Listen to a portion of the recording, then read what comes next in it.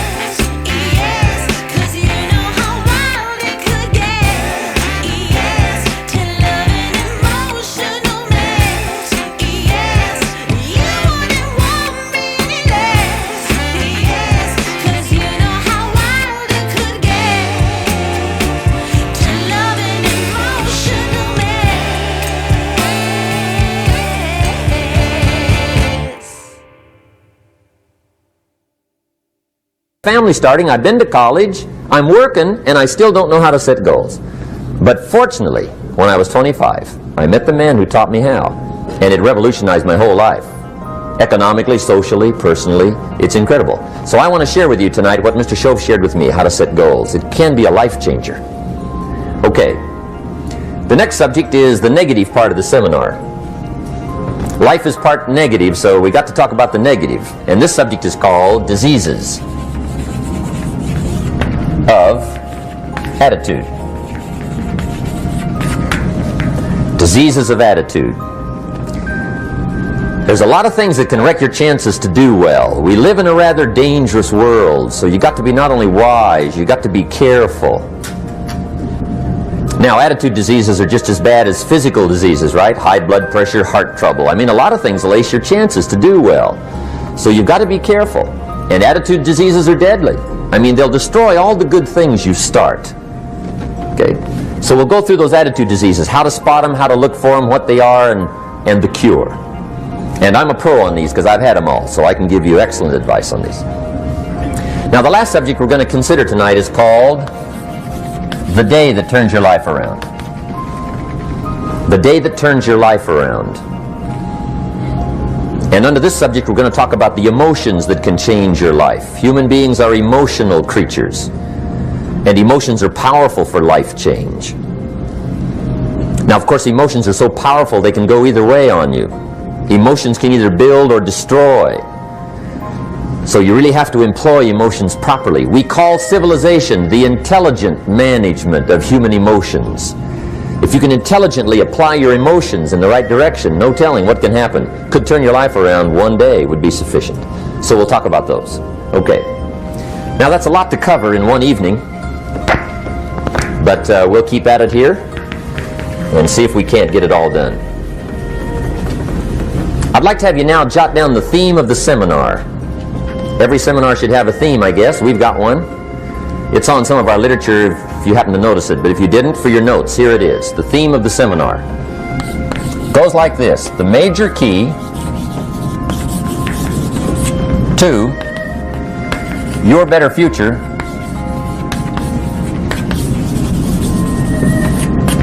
is you. That's the theme of our seminar tonight. The major key to your better future is you. And I'd like to have you underline two words just to give it some added punch. Underline the word major and the word you, so that it reads, the major key to your better future is you. Now, my first suggestion is transfer this to a card or something where you can put it up, where you can see it every day. Preferably put it up where you can see it at the beginning of the day, before you go off to put the day together. This is a good phrase just to glance at, to keep in mind as you're putting the day together. It's called the silent seminar. If you'll just let this talk to you during the day, I found it to be tremendously helpful. The major key to your better future is you. For a big share of my life now, I didn't have this one quite figured out. Among a lot of things I didn't have quite figured out. Many things used to puzzle me back in those early days. I used to wonder why two people could work for the same company, one make twice as much money. Now see, that used to puzzle me. And maybe they were the same age, graduated from the same school, live in the same community, work for the same company, with the same products and the same services. They've got the same traffic, the same problems, and one makes $1,000 a month, the other one makes $2,000 a month. Now that was my puzzling question. Why would this long list be the same and the money twice as much? I asked, what's the difference between $1,000 a month and $2,000 a month? And I don't mean $1,000 a month, right? I could figure that out. But what makes the difference? Why would one person do twice as well, 3 times as well? Speaking economically. Now I know there's more than one way to do well. I understand that. But in this little narrow area called compensation, what's the difference? Well, back then, with my faulty thinking, I'm trying to reason it out. I thought, well, maybe time makes some of the difference, right? Some people do better because they have more time. I used to say, Harold ought to be able to do well. He's got a lot of time. If I had all of Harold's time, I could do well. Now, that's got to be dumb, right? Number one, you can't get somebody else's time. A guy says to me one time, he says, you know, if I had some extra time, I could make some extra money. I said, then forget it. There isn't any extra time. Hey, when the clock strikes 12 midnight, that about wraps it up, right? I mean, you can look around the gongs there for a little more, but it's over. You say to the guy, what are you doing? He says, I'm looking for extra time. See, they'll come and take you away, right? There isn't any more time. Now, if you can't get more time, which you can't, what could you get more of that would make a difference in economic results? And here's the key word. Make it a part of your notes. We're going to consider it tonight. The word is value. And I have a little phrase for your notes. Value makes the difference in results. Value makes the difference. You can't get more time, but you can create more value. Now here's the first lesson of economics. Everybody should learn it from the time they're old enough to understand what a dollar means, how to earn one, how to get one, how to keep one, what to do with it. First lesson of economics. We primarily get paid for value. That's lesson one. Bringing value to the marketplace, that's how you get paid. You don't get paid for the time. I know it takes time to bring value to the marketplace, but you get paid for the value, not the time.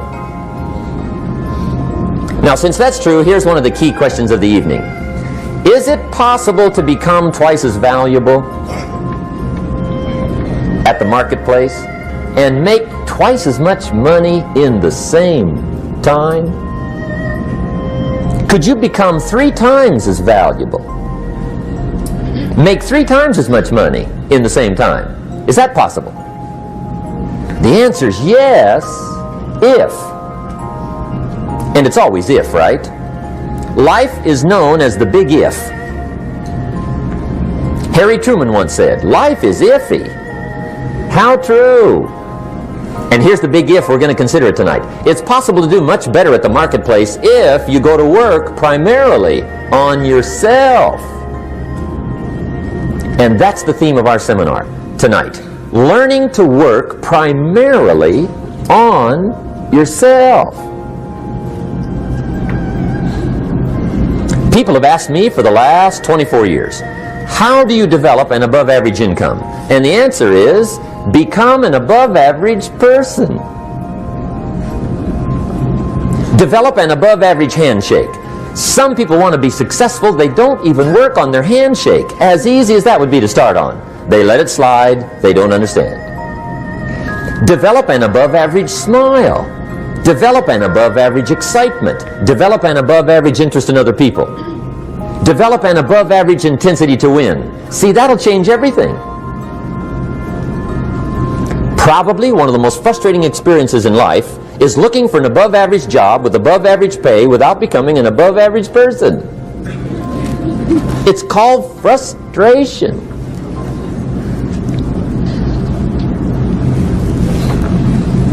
And Mr. Schoaf gave me probably the greatest clue he gave me when I first met him.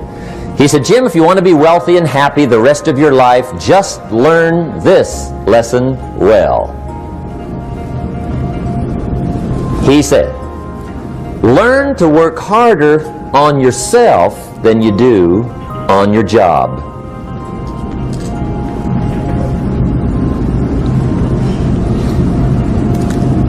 Then Mr. Schoaf gave me probably one of the most important clues among so many things he taught me, but this was in those early days. Mr. Schoaf was very kind, but he was also very abrupt. And he had these interesting questions to ask. I'm giving him a little rundown one day on how things hadn't worked out for me. He said, Mr. Rohn, I've got the answer for you if you will listen carefully. And listen carefully I did that day and for the next 5 years. If somebody's wealthy and happy, you gotta listen. He said, Jim, I've only known you a short time. But he said, it's already my honest opinion that for things to change for you, you got to change. That wasn't quite the answer I was looking for. But that's the answer he gave me, and I pass it along to you on this warm summer evening in Anaheim, California, 1981. For things to change for you, you've got to change. Otherwise, it isn't going to change. Before I met Mr. Schoaf, I used to say, I sure hope things will change. Right? That seemed to be my only hope. If it isn't going to change, I'm in serious trouble. And then I discovered it isn't going to change, so I'm in serious trouble.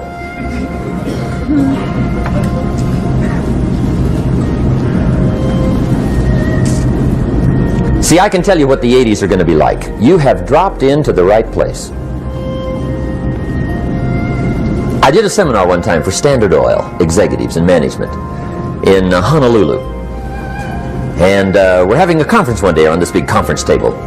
And one of them said to me, Mr. Rohn, you know some fairly important people halfway around the world. What do you think the 80s are going to be like? I said, gentlemen, I do know the right people. I can tell you. So they all listened very carefully.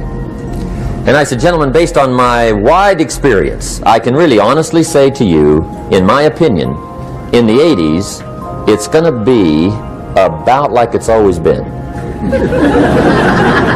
Aren't you glad you came? That's inside. I don't pass that around just everywhere.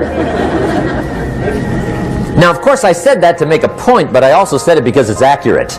It's going to be about like it's always been. It isn't going to change. The tide comes in, and then what? It goes out.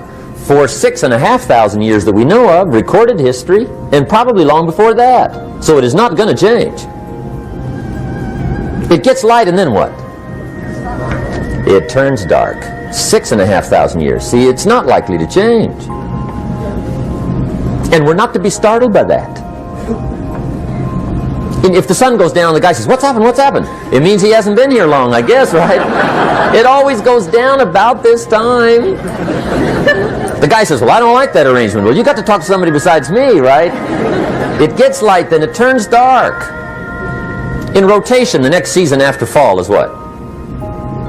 Winter. Pray tell, how often does winter follow fall? Every year regularly for the last 6,500 that we know of. See, it is not going to change. Now, some winters are long, and some are short, and some are hard, and some are easy, but they always come right after falls. It isn't going to change. Sometimes you can figure it out, sometimes there's no way to figure it out. Sometimes it goes well, sometimes it gets in a knot.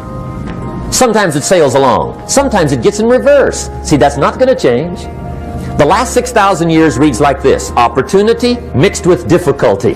That's how it reads. It isn't going to change. The man says, well, if it isn't going to change, how will my life ever change? Answer, when you change. And whether I'm talking to high school kids or business executives, my message is always the same. And it goes like this: the only way it gets better for you is when you get better.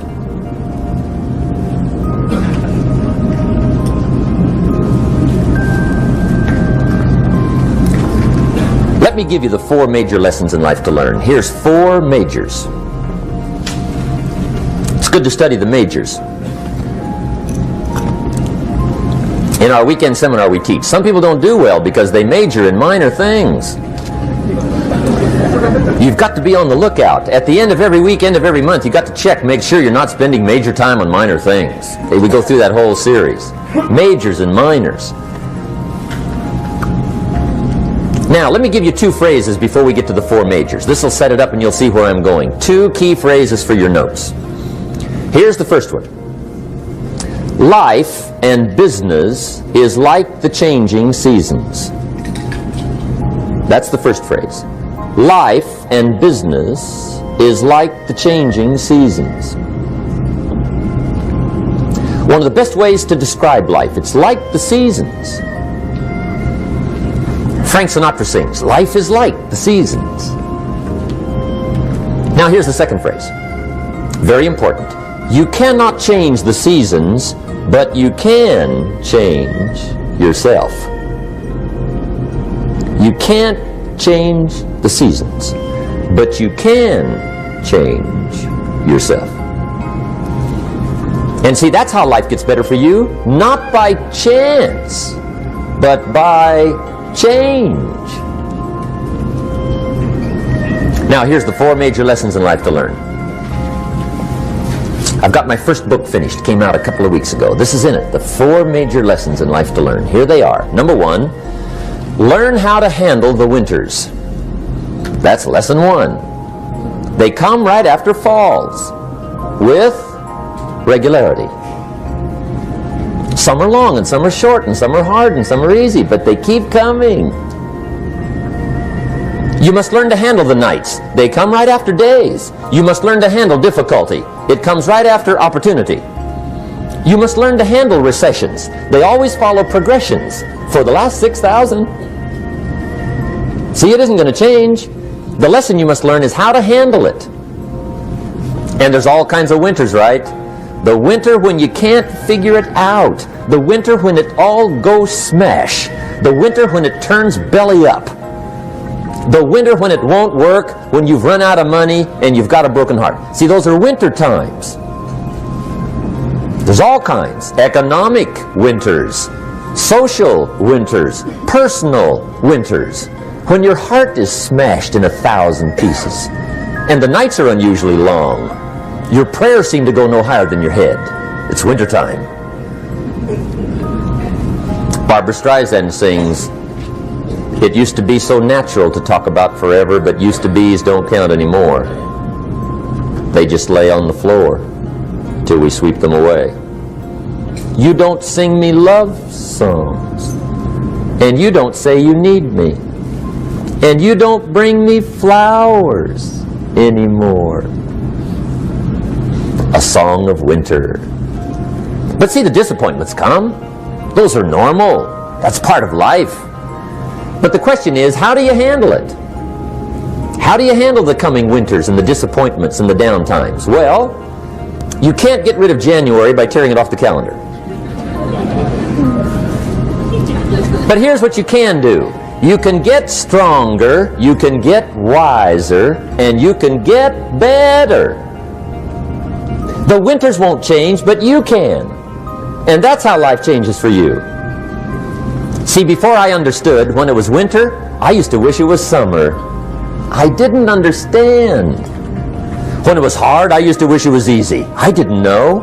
And then Mr. Schoaf gave me a part of his very unique philosophy when he said, "Don't wish it was easier, wish you were better." See, that triggered my whole life change. Don't wish for less problems, wish for more skills. Don't wish for less challenge, wish for more wisdom. That's the key. So that's lesson 1, learn how to handle the winters. Here's lesson 2, learn how to take advantage of the spring. That's the second one. Spring is called opportunity. And spring follows winter. What a great place for it. If you were going to put it somewhere, that'd be the place to put it, right after winter. And pray tell, how often does spring follow winter? Every year with regularity, 6,000. You can almost count on it. See, opportunity always comes. Days follow nights. Isn't that terrific? Opportunity follows difficulty. But here's what you must learn to do. Underline these 2 words in that key phrase. Take advantage. Underline those 2. You must learn to take advantage of the spring. See, just because spring rolls around is no sign you're going to look good come fall. You gotta do something with it. In fact, you have to get good at one of 2 things in life. Planting in the spring or begging in the fall. Or get somebody to do it for you. See, those are about the only alternatives. Now here's what else you must do. Take advantage of the springs quickly, because there's only a few. Just a handful of springs have been handed to each of us. They don't come forever. Life is fairly brief. So you got to read every book you can get your hands on what to do with your springs while they're here. And take advantage, they soon run out. The Beatles wrote, "Life is so short." And for John Lennon, it was extra short. But life is brief. Elton John sings, "She lived her life like a candle in the wind." It's brief. So whatever you're going to do with your life, you got to get at it. Don't just let the springs pass. Here's the third major lesson in life to learn. Learn how to protect your crops all summer. You got to take care of what you start. Sure enough, as soon as you've planted your garden in the spring, the busy bugs and the noxious weeds are out to take it. And here's the next bit of truth. They will take it unless you prevent it. And that's the third major skill to learn. You've got to learn to prevent the intruder from taking all the good you start. It's one of the challenges. Here's two key phrases under number 3. First one, all good will be attacked. On this planet. Maybe not the next one we get to, but on this one, all good will be attacked. Every garden will be invaded. Not to think so is naive. And here's the second phrase. All values must be defended. Political values, social values, community values, family values, marriage values, friendship values, business values.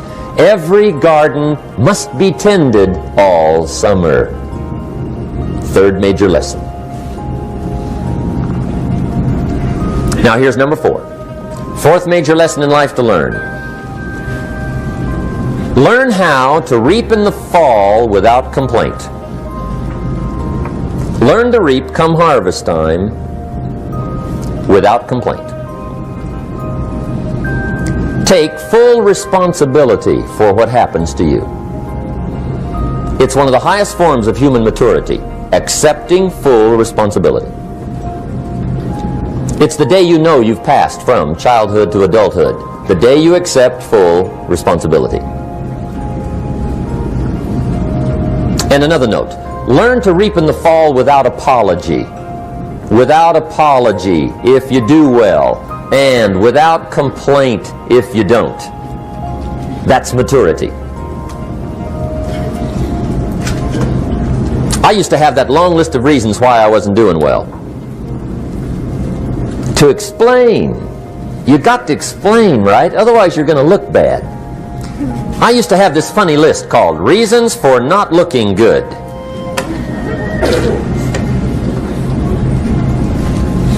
I used to blame the government. I mean, you can believe that or not. It was at the top of my list. I had a lecture second to none. The government. That was on my list. I used to blame taxes. Look what you got left after they take everything. And they expect you to do well. That was on my list there. Prices, that one's easy, right? You walk into the supermarket with $20, come out with a little half bag.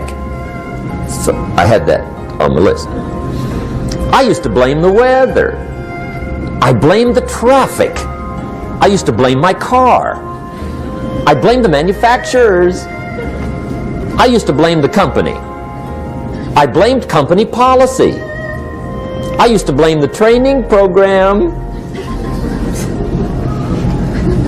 I blame my negative relatives. They were always putting me down.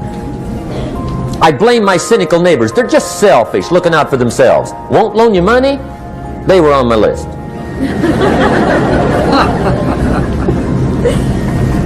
I used to blame the economy. I blamed the community. That's a pretty good list for not doing well, isn't it? I thought it was good. I'll never forget one day, Mr. Schoaf was very kind, but he was also very blunt. And this was no exception. And I'm glad he was blunt. There's a lot of things I'd have missed if he hadn't have been blunt. One day, with sort of a curious look on his face, he said, "Jim, just out of curiosity, tell me, how come you haven't done well up until now?" Excellent question. I thought, well, so I won't look too bad, I'll go through my list. And this list I just gave you, I put that on him. And he was very patient. He let me go through the whole thing, the government, the weather. I went through this whole thing. When I finished, he looked my list over very carefully. He said, "Mr. Rohn, big problem with your list. You ain't on it." How brilliant.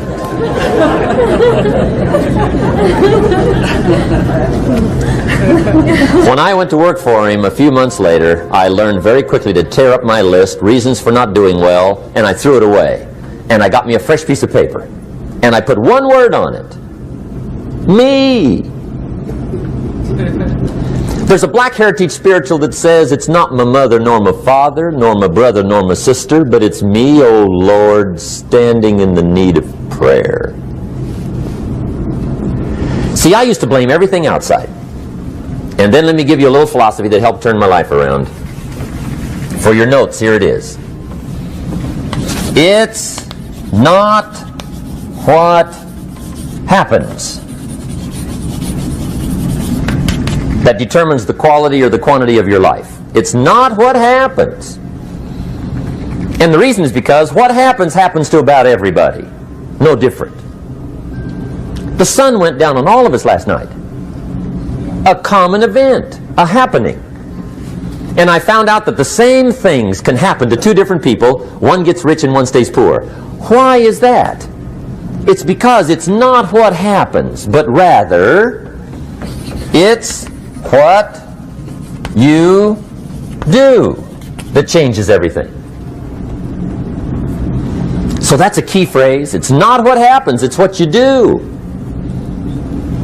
What happens is about the same. You might put that in parentheses here. Same. What people do, that's what's different. Anything can happen, right? Everything can happen. I've heard all the stories. I've been one of the stories. Hey, we could all tell stories all night long, right? Happenings. Anything can happen. Have you heard of Murphy's Laws? Anybody here heard of Murphy's Laws? Okay, most of you have. Murph had these laws. One of them was, if anything can go wrong, it will. That's one of Murphy's Laws. He was not one of the great positive speakers of the day. But anyway, it's still true though, right? Anything can go wrong, everything can go wrong. For sure. I've fallen out of the sky so many times. Once to the tune of a couple of million. Devastating. Took me a while to survive that one. Now, it wasn't all that much, but it was all I had. I mean, that's when it's much, right? When it's all you got. If you got 3, 2 go, you got 1 left, you ain't looking that bad. But when it all goes. Has anybody been there when it all went?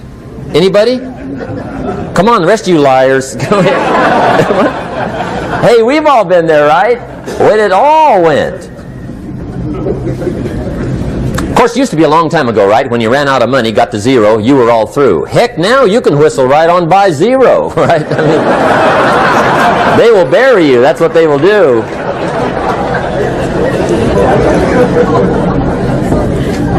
But see, those are the happenings, right? Everything can happen. Anything can happen. But it's not the happenings. It's what you do about it. Somebody says, yeah, but you don't understand the disappointments I've had. Come on. Everybody's had their share. Disappointments are not special gifts reserved for the poor. Everybody has them. The difference is what you do about them. It's not the weather. I used to blame the weather, and I discovered it rains on the rich. So see, that won't help. 2 men wake up one morning, there's a rainstorm on. One of them looks out his window, sees the rainstorm, and he says, wow, what a storm. With weather like this, they can't expect you to go out and make sales. He stays home.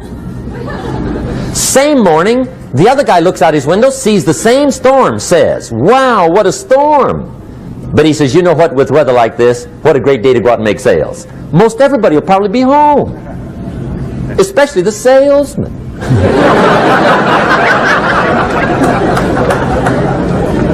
See, that's the difference in how your life works out. It's not what happens, it's what you do. So here's one of the key questions of the evening. Starting tomorrow, what are you going to do that'll make a change in your life's direction? Good question. What are you going to do starting tomorrow that'll make a difference? Now see, if you don't do something starting tomorrow that'll make a difference, guess what? It's gonna be the same.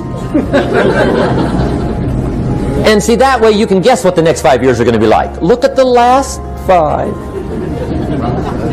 Because the next 5 are going to be like the last 5 unless you, major key, tomorrow, change it all. Or change a little, or change something, or don't change. It's choice time. You can do whatever you want.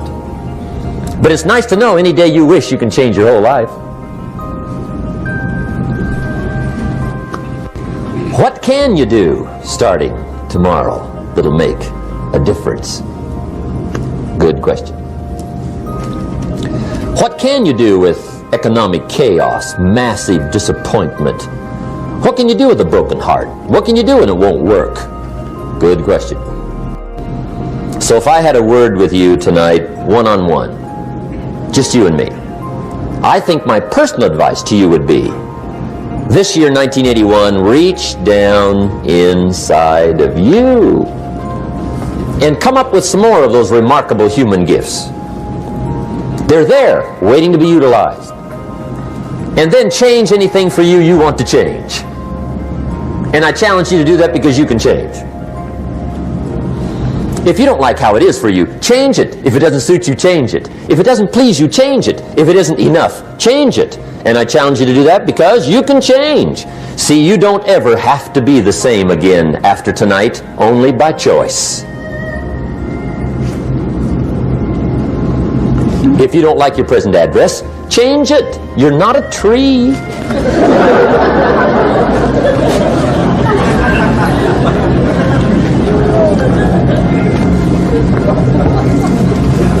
Now, let me give you 3 steps to personal development. Let's get down to the nitty-gritty. What does it take to really make the changes starting tomorrow? It takes more than philosophical pronouncement. I know that.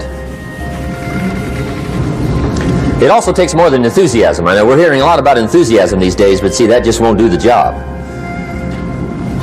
We're still hearing the old cliches of the 30s, right? To be enthusiastic, you must act enthusiastic. But see, that's not going to help. After you have leaped about, there are some things you got to do, or it isn't going to change.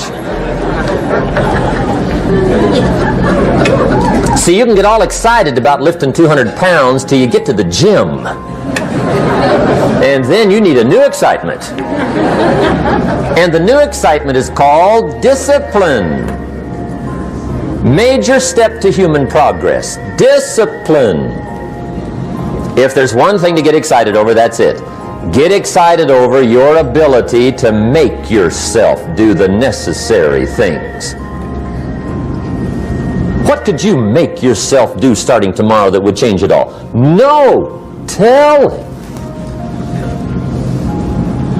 Now, see, that's exciting. On any given day, you can massively change the direction of your life. Murder is a clear example that any one person on any given day can forever alter the course of their life. It just happens to be a negative act. But just as sure as you can commit a negative act, you can also commit a positive act and forever alter your life whenever you wish. Now that's exciting. And whatever that act might be that changes your life. The guy finally takes a shotgun to his car and blows out every window, destroys every tire, puts 100 rounds in this shabby old thing. And he says, I have driven this embarrassing thing for the last time. And not only will I never drive it again, nobody else will ever drive it again. And he lets that shuddering thing stand there for a while as a monument to the day he said, today my life changes. Now who can do that? Anybody. When can you do it? Whatever day you pick.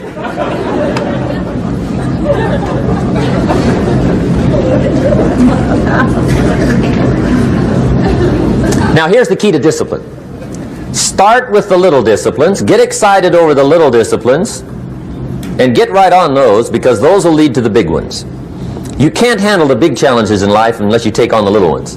Make a list of all the things you can do, get right on those, discipline yourself for those, both for the results and for the muscle and for the practice, so that when life hands you some big challenges, you'll be ready, you'll have the muscle. But see, if you don't handle the small ones, you can't take care of the big ones. Okay, here's what else it takes for life change. Self-motivation. Key phrase, self-motivation. I don't know why we call it self-motivation. It's really the only kind there is. You've got to motivate yourself. Because I found out you can't change people. They can change themselves, but you can't change them. Lord knows some I've tried. But see, it won't work. People have to change themselves. I learned some of those lessons early. I built a little sales organization way back in those early days. I'm 25. And I had some nice people. I said, I'm going to make these people successful if it kills me. I almost died. Right? I mean, you can't do that.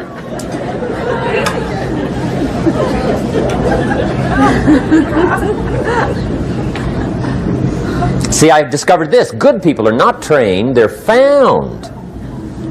You find good people. You don't make them good, you find them good. Training really is for the purpose of finding good people. You don't need much instruction for a good person. But too much training probably means you got the wrong people.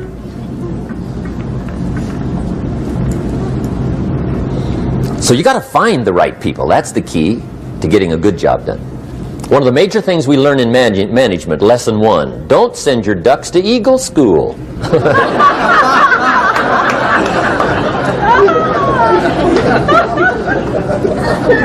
Because it won't help. I mean, I'm telling you, it won't help, no matter how good your school is.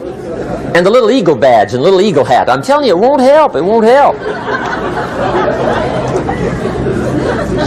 You can tell whether your school's done any good, right, is when it's over, right? The duck goes for his first rabbit and makes him a friend. You say, no, no, no. Anyway, so it takes self-motivation to really alter your life. And you don't want to give self-motivation away to somebody else and make it somebody else motivating you. The guy says, boy, if somebody just come by and turn me on. What if they don't show up? Right? See, you got to have a better plan for your life. Okay. Now, if you're excited and you're ready to change, let me give you 3 steps to start life change that can change your life, your personality, your lifestyle, everything can change. Here's the steps. Number 1, find out how things work. The first key to doing better is find out. To change your life, really, you need ideas. There isn't anything an idea can't change. And Schoff taught me the major problem is lack of an idea, not a problem. At first I didn't have any money. I said to Mr. Schoff, I don't have any money. He said, that's not a problem. Now see, up until then I always thought it was. Right? I was confused. He said, no, no, the problem is lack of an idea on how to create money and wealth. It isn't lack of money, it's lack of ideas. So if you get the ideas, see, you can change anything. Now to get ideas, you need a constant study of finding out. Now Schoff also said, when you find out something that works, put the information in your journal. Don't use your head for a filing cabinet. Put it in your journal so that you can do the next best thing. Repetition, repetition, repetition. Go over it. And if you repeat it, go over it, sure enough, someday, some mysterious day, the idea takes root, starts to grow, and shows up in your bank account, and your dress, and your personality, and your lifestyle. But capture the ideas in your journal. Find out how things work. Schoff gave me this word for my life change. He said, study. Great word. If you wish to be successful, study success. If you wish to be happy, study happiness. If you wish to be wealthy, study wealth. Don't leave it to chance. Make it a study. Some people just go through the day with their fingers crossed. See, that won't do it. You've got to study the things that can change your economic, social, spiritual, personal life. Now here's a qualifying phrase. And we'll have several of these qualifying phrases throughout the seminar. Here's the first one. You may not be able to do all you find out. I understand that. You may not be able to do all you find out, but you should find out all you can do. See, you don't want to wind up at the end of your life and discover that you've lived only 1/10 of it. And the other 9/10 went down the drain. Not for lack of opportunity, for lack of information. So that's number 1, find out how things work. Now here's the best human virtue for finding out, curiosity. Make a note of that. Curiosity. Be curious. You might add a word to it that'll help. Childish curiosity.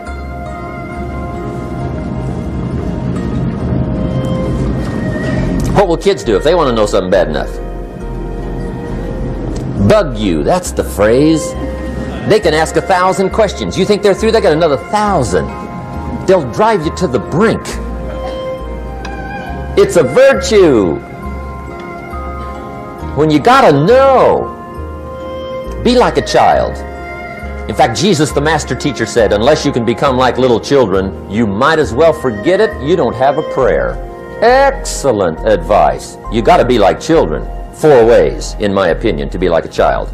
Number 1 is curiosity. Number 2 is excitement. Get excited like a child over your ability to make yourself do anything for change. 3rd is faith. Have faith like a child. Adults are too skeptical. And 4th is trust. Trust is a childish virtue, but the rewards are incredible. So be like a child.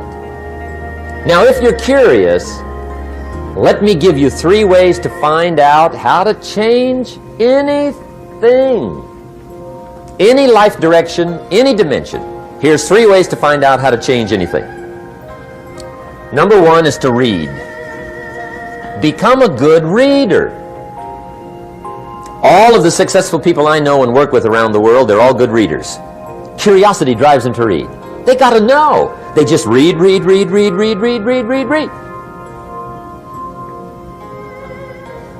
Become a good reader. Now, that's my opinion. Listen to the other lecturers and listen to me and make up your own mind. Don't be a follower. Be a student. Okay? I say, really, for life change, you got to read. One way to learn is from your own experiences, but another way to learn is from other people's experiences. See, one book might save you 5 years if you read it. Did you know there's books on how to be stronger, more decisive, be a speaker, be a leader, have a better effect on other people, develop your personality? Did you know there's books on that? And people don't read them? How would you explain that? And they can read? Did you know that hundreds of successful people have written their stories in books and they wrote down how they did it and people don't read it? How would you explain that? The guy's busy, I guess. You know, you get tied up. The guy says, well, yeah, you work where I work, but the time you struggle home, it's late. You got to eat a bite of supper, watch a little TV, get to bed. You can't sit up half the night reading. And the guy's behind on his car payment. Good worker, hard worker, sincere. But you got to be better than sincere and work hard. Otherwise, at the end of your life, you'll wind up cold, stony broke. You got to be better than a good worker. You got to be a good reader. The whole world is governed by laws. The universe, in fact.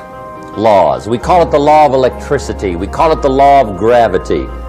There's mathematical laws. There's physical laws. Speed and velocity laws. Agricultural laws. There's all kinds of laws. Now that we find ourselves on the spinning planet, you just have to learn what I call the setup. Learn the setup. Life's setup. Now, we didn't set it up, but we're here, so you got to learn it. And we should learn the setup for 2 basic reasons. Number 1, to keep from getting hurt. It's one of the major reasons for learning, so you won't get hurt. See, economically, socially, personally, you can get hurt just not knowing. Ignorance is not bliss. Ignorance is poverty. Ignorance is tragedy. You got to know, or you're going to get hurt. It's good to know not to walk out the 10-story window. That's excellent information. Now, what if a guy didn't know and he walks out? Now he's dead at the bottom. Somebody says, well, the poor guy didn't know. You got to know, or you're going to get hurt. Okay. Now, here's a parenthesis. You don't have to like the setup. I don't ask you to like how it is. That's not what's important. But it is important to learn how it is. Okay, so you don't have to like it, but you should learn it. That's what I tell the kids, right? Make sure you get the information. What you think about it, that's up to you. What you're going to do with it, that'll soon be up to you. But make sure you get it. See, there's nothing worse than being stupid. Nothing. I mean, being broke is bad, but being stupid is awful. And what's really bad is being broke and stupid, right? That's about the end of the world. I mean, there isn't anything much worse than that. Unless you're sick. Sick, broken, stupid. I mean, that is it, right?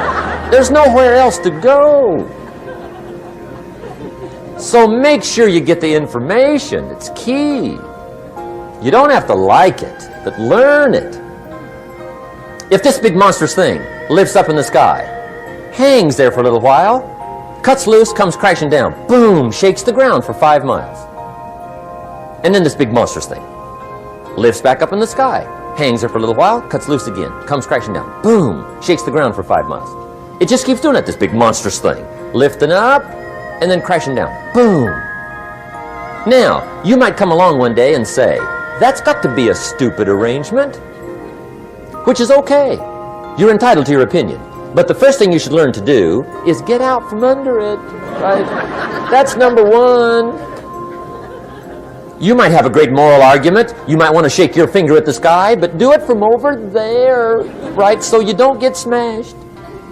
It's called your basic smart. So number one, learn so you won't get hurt. Whether you like it or not, learn. Now here's the second reason for learning, the setup, to benefit. It's called the plus of life. And that's what life is, right? Both minus and plus. The minus is tragedy, heartache, misery, failure, unhappiness. But life is also happiness, prosperity, good feelings. So here's the key. Learn to get on the good side of the way things work.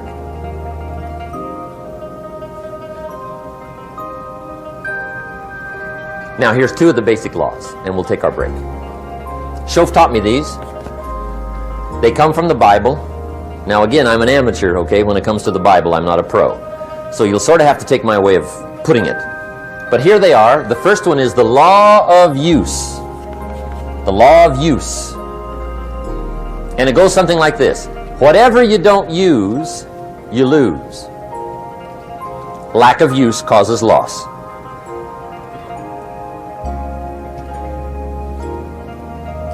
On this planet, maybe not the next one, but on this one, if you tie your arm to your body, leave it there long enough, you'll never use it again.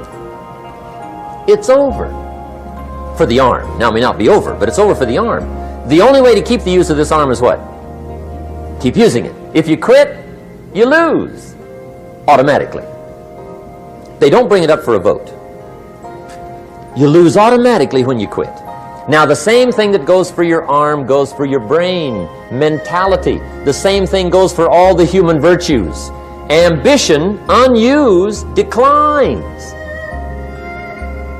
Strong feelings, unused, diminish. It doesn't grow, it diminishes. Faith, unused, decreases. It's a law. Vitality, unused, diminishes. Energy, unused, decreases. The guy says, well, I'm going to save up my energy. You can't do that. That's like trying to save today, put it on the end of the year. See, you can't do that. They'll come take you away. If you don't use today, what? It's lost. The guy says, well, I'll work twice as hard tomorrow to make up for it. See, that's foolish. You could have done that anyway. Today unused is lost. A talent unused is lost. An ability unused is lost. So here's one of the key expressions of the evening. Take a new inventory of yourself. Starting tomorrow, new project. Take a new inventory.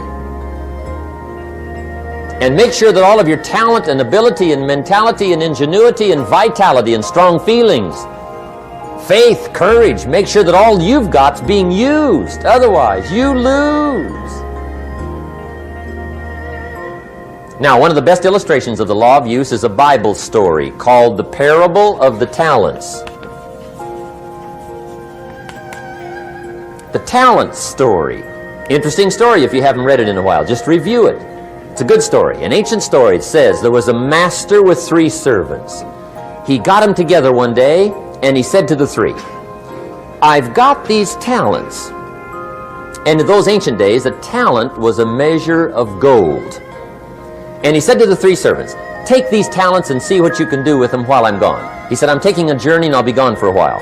When I come back, we'll get together, go over the book, see how you did. He said, here's 5 of these talents for you. 5. Here's 2 of them for you. 2. And here's 1 for you. 1. The master said, take those talents, see what you can do with them. When I come back, we'll get together, we'll go over it all. The servant said, okay, master takes off. According to the ancient story, the master comes back from his trip. When he gets back, he gets the 3 servants together, and as he said he would, he asks, how did it go with those talents? You were 5. What happened? That servant said, well, I took the 5 talents you gave me, and I put them to work. A little shaky at first, but he said things finally got rolling. And he said, I poured it on. And he said, my talents grew to 7, 8, 9, 10. He said, I doubled my talents from 5 to 10. Books will show. Master said, one heck of a job. Or something like that. He said, I gave you 2 talents. What happened? That servant said about the same thing happened to me. I put those 2 talents to work, poured it on. They grew to 3 and then to 4. He said, I doubled my talents from 2 to 4. Books will show. Master said, well done. He said, I gave you 1 talent. What happened? That servant said, well, I took the talents you gave me and I carefully wrapped it and I dug a hole and buried it. And camouflaged it, I suppose, right, so nobody would steal it. And he said, fortunately, nobody got it. And he said, I knew you were going to be here today, so I dug it up. Here it is, safely wrapped. I did not lose it while you were gone. According to the ancient story, the master said, take that talent away from him and give it to the man that's got 10.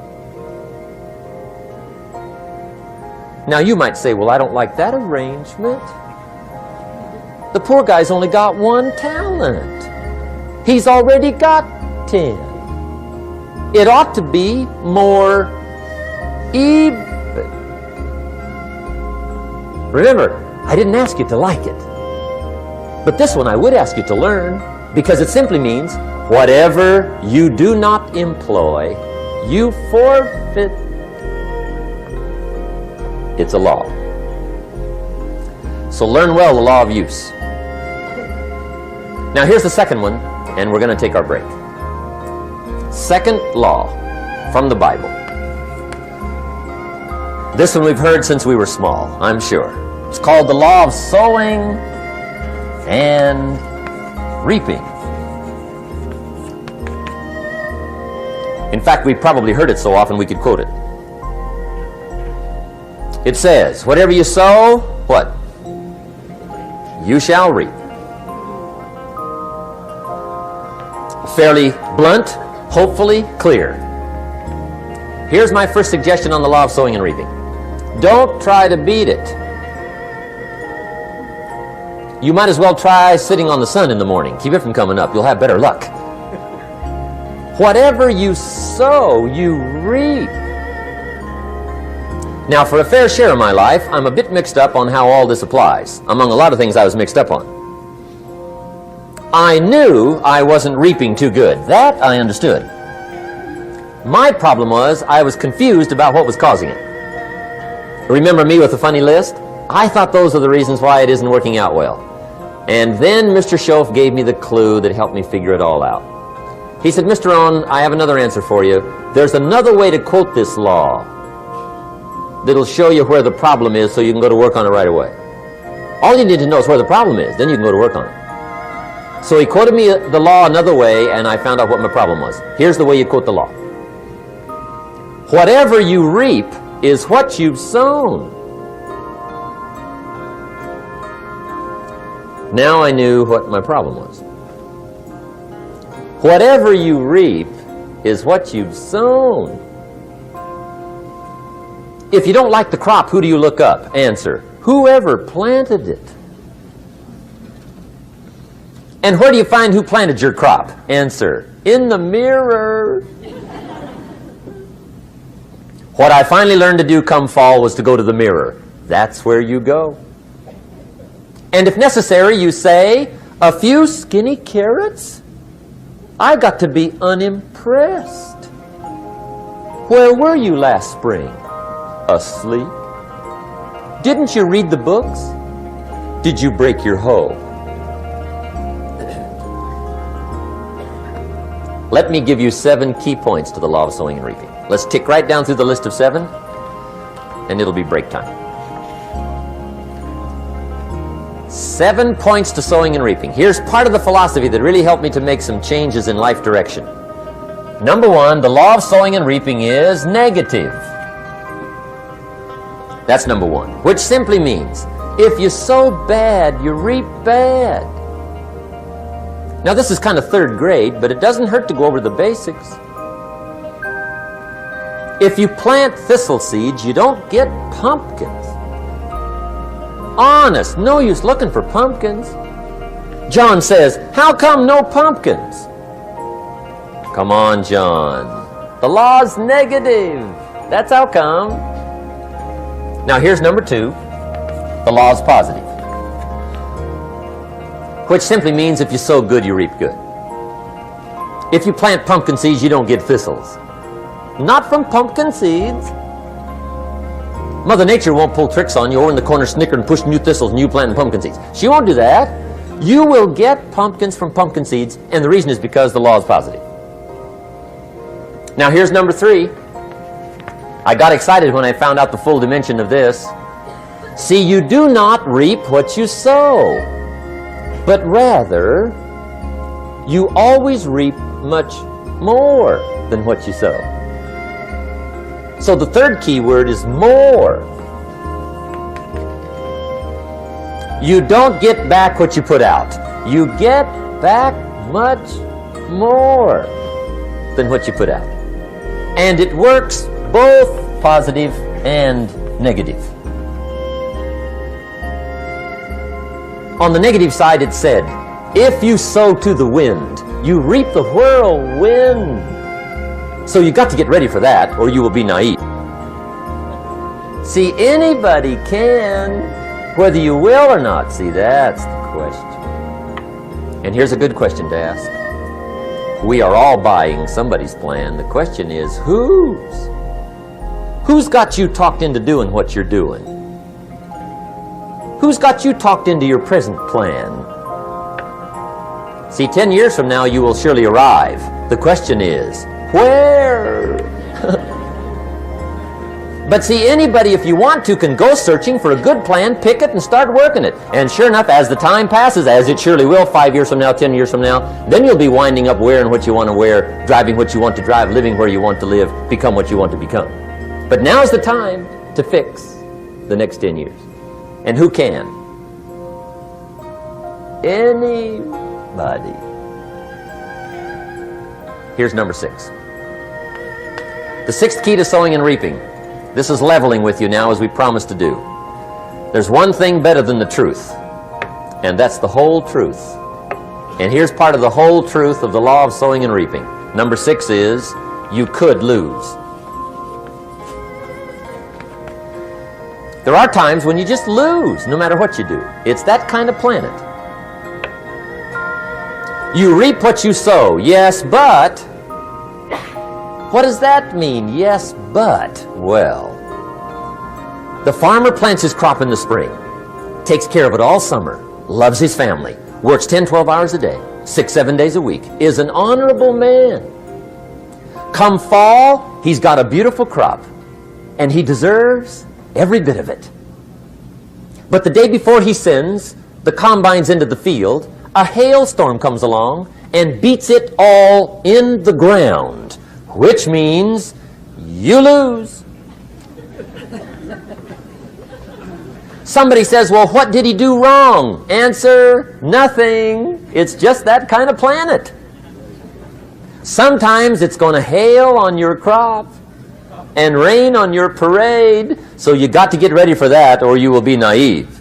That's just part of the life arrangement. And don't press me why. I was not in on some of the original decisions here, so I don't know how it got set up. But there's just times, sometimes you lose. That's part of life. But now here's number 7. The 7th key to sowing and reaping. And it goes like this. It's just another way to quote the same law. And it goes like this.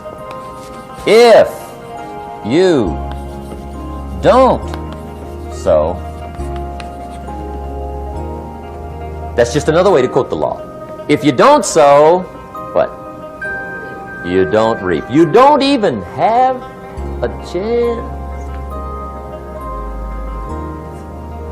So if you looked at your game plan tomorrow, you might come to the quick conclusion, I got to get some sowing going.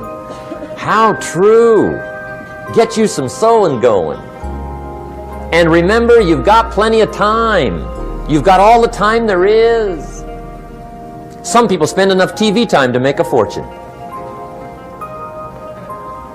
The latest article on television watching in this country, according to the latest article, the average television is on in this country in every household 7 hours a day, called the Big 7. I asked a guy one time what his TV cost. He said about $450. I said, you forgot to look at the price tag. He said, what do you mean? I knew he was a TV watcher. I said, that television costs you, in my opinion, at least $12,000 a year. To watch it, not to own it. Owning it's cheap. Watching it is what's expensive. And I said, hey, $12,000 a year is too much to pay to watch TV. That's too much. Pay a little, but not $12,000. And he's the guy that said, I hope pay TV never comes.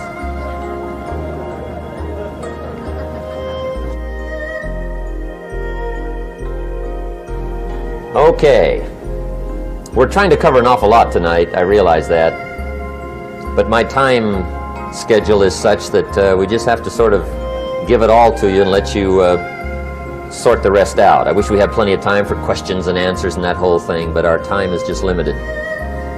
But we are trying to go through an awful lot, I realize that. But looks like everybody's getting it. This is about the note-takingest crowd I've seen in a long time.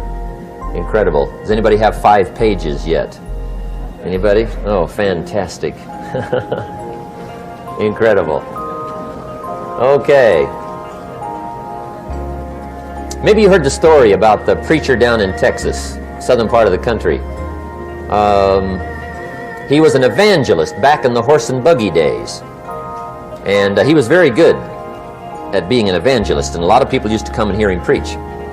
And one day he put up his tent in one of these Texas towns and expected a big crowd as usual, come hear him preach. And he got there, first night of the tent revival, walked in. 7:30, time to start. And to his surprise, the tent was empty. He thought, well, something must be drastically wrong. So he waited till 7:45, nobody showed up. 8 o'clock, zip. Finally, 8:15. One lone cowboy wandered up on his horse, tied his horse up outside, came in, sat down on the front bench, right, waiting for something to happen. The preacher thought, well, at least I better go down and talk to the cowboy. So he walks down, talks to the cowboy, and he says, Cowboy, I'm the preacher. And he said, I don't know what to tell you. Something's gone wrong. He said, this tent was supposed to be full of people. He said, I'm embarrassed. He said, you're the only one that showed up. And he said, I really don't know what to do. And the cowboy said, well, I'm not a preacher, so I really can't tell you what to do. You know, he said, I'm just a cowboy. But he said, I know this, if I went out to feed my cattle and only one showed up, I'd at least feed it. The preacher thought, hey, the cowboy is right. If you've got a good idea to share, you should share it, if there's 1 or 1,000. So he got kind of inspired by this conversation, and he jumped up on the platform and started to preach. As if the tent was full of people, just exploded. And he went for an hour. Hour and 15 minutes, just kept rolling. Finally, he quit. And when he finished, he came down off the platform and talked to the cowboy again. Says, well, cowboy, what did you think of my sermon? And the cowboy said, well, I'm not a preacher, so I really can't tell. You know, he said, I'm just a cowboy. But he said, I know this. If I went out to feed my cattle and only one showed up, I'd feed it, but I wouldn't dump the whole load on it.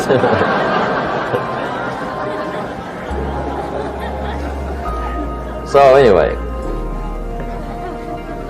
if it seems like we're dumping the whole load tonight, I guess we are. But gosh, everybody's doing well. I'm having a good time. I appreciate the response here tonight. Okay, the next subject is setting goals. Let me show you what turned my life every way but loose. Mr. Schoaf dropped this idea on me, changed me completely. Setting goals. Here's what can easily happen if you don't set goals. It's easy to let life deteriorate into making a living instead of designing a life. And we all have a choice. Make a living or design a life. It's easy to get trapped by economic necessity and settle for existence rather than substance. That's easy. But the best advice I can give you on how to break out of that trap is to learn how to set goals. Mr. Schoaf put it to me this way. He said, Jim, if you had enough reasons, you could do the most incredible things. I never forgot how he put that. If you have enough reasons. See, reasons will change your whole life. Mr. Schoaf said to me, he said, Mr. Rohn, I think you've got plenty of intelligence, you've got plenty of talent, you've got plenty of ability. Probably what you lack is plenty of reasons. He said, I don't think your current bank balance is a true indication of your level of intelligence. I was happy to hear that. He said, I think you're much smarter than your present bank balance indicates. And that turned out to be true. I was much smarter. But of course my first question was, well then why isn't it bigger? And he said, you don't have enough reasons. You've got enough intelligence, but not enough reasons. So see, reasons can change your life. Here's what else I found out. Reasons come first, answers come second. You don't get the answers to do well till you get the reasons.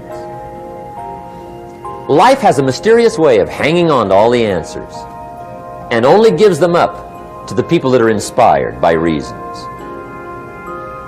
So reasons make the difference in how your life works out. Now, what are some of the reasons for doing well? Let's go through a quick list called Reasons for Doing Well. First is personal reasons. Some people do well for recognition. Some people do well for respect. Some people do well for the way it makes them feel. They love the feeling of being a winner. Those are good reasons. I have some millionaire friends that keep working 10, 12 hours a day, making more millions.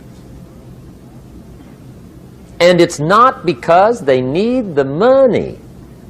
It's because they need the joy and the satisfaction and the pleasure that comes from being a constant winner. And see, it's not just the money anyway. It's the journey, not the money. Once in a while somebody says to me, boy, if I had $1 million, I'd never work another day in my life. That's probably why the good Lord sees to it they don't get their million, right? They'd quit. They'd quit. Okay.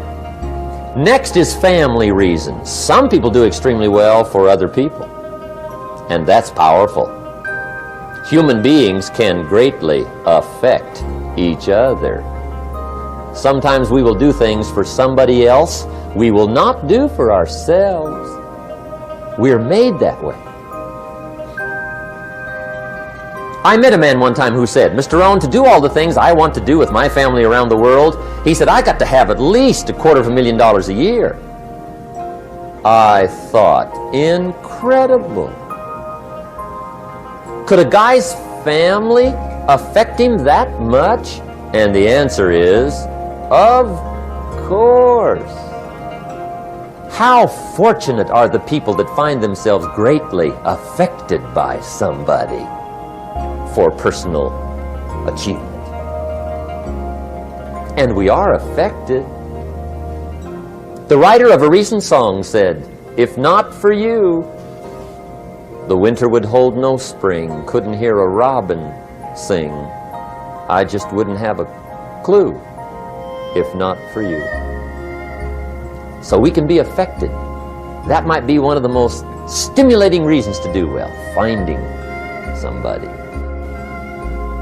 When Andrew Carnegie died, the wee little Scotsman that built the big steel industry, when he died, they opened up his desk, and in one of the desk drawers they found a slip of paper. On that piece of paper, Mr. Carnegie had written his goal for his life, and he wrote it when he was in his 20s. And on that piece of paper it said, "I'm going to spend the first half of my life accumulating money. I'm going to spend the last half of my life giving it all away." What a goal. He got so inspired by that goal that the first half of his life he accumulated $450 million.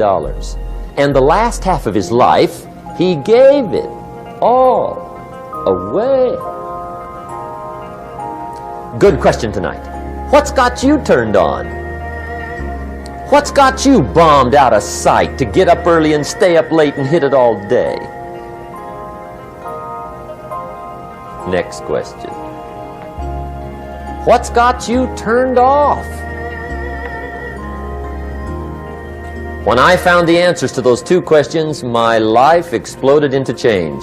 I finally found out what had me turned off, and I got that cured. And then I got me a long enough list of reasons to turn me on. And once the lights went on for me, age 25, they've never gone out.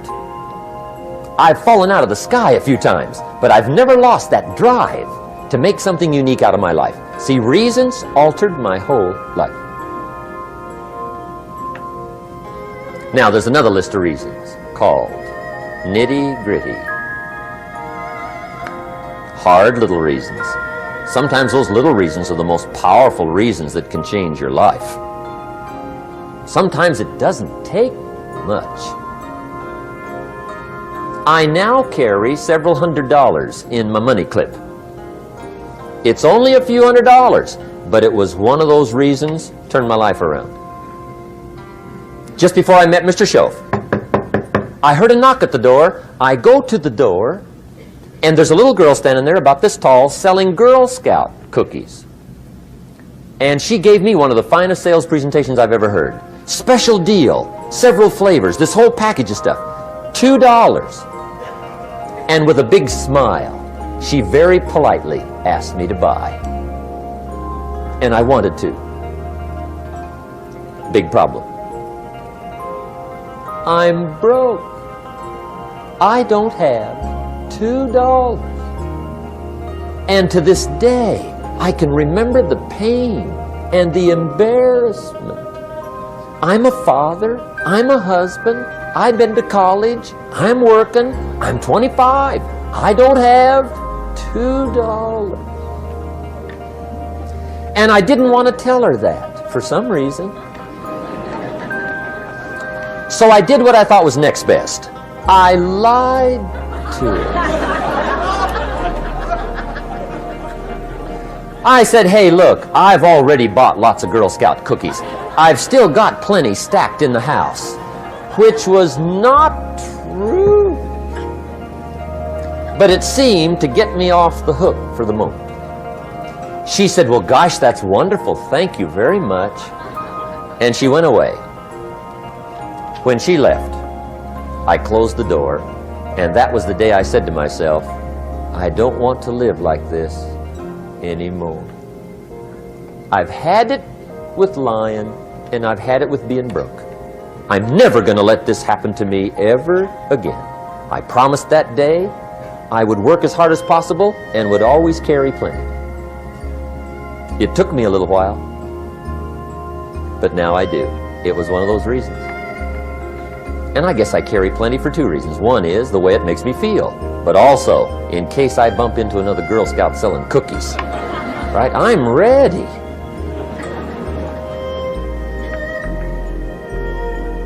I walked out of the Bank of America one time up in Saratoga, California, where I used to live.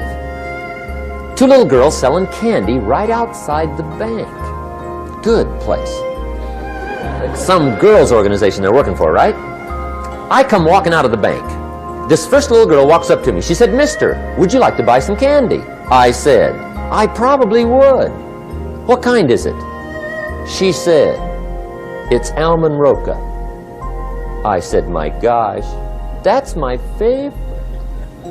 She said, "Wonderful." I said, "How much is it?" She said, "It's just $2. I thought, incredible. I said, "How many boxes of that candy have you got?" She said, 5. And her little friend was standing there. She was selling candy too. I said, "How many boxes have you got?" She said, "I've got 4. I said, "That's 9. I'll take them all." They said, "Really?" I said, "Yeah, it's my favorite. I've got some friends. I'll pass them around." They got so excited, put all this candy together. I reached in my pocket, gave them the $18. When I've got the candy and they've got the money, that first little girl looks up at me. She says, "Mister, you are really something." How about that? Can you imagine only spending $18 and have somebody look at you in the face and say, "You are really something"? Now you know why I carry heavy, right? I'm not going to miss anymore. It was just one of those reasons. Helped to change my life. One of my nitty-gritty reasons was budget finance. Budget finance used to grind my soul. Way back in those early days, I had fallen for one of those consolidation loans, where you take all your little hard-to-pay bills, put them into one big impossible-to-pay bill, right?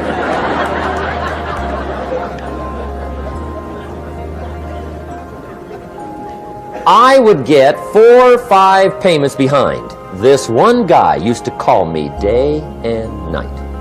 I don't think they're allowed to do that anymore. Harassed me. Threatened to run me in front of the judge. Threatened to ruin my credit. Threatened to embarrass my family.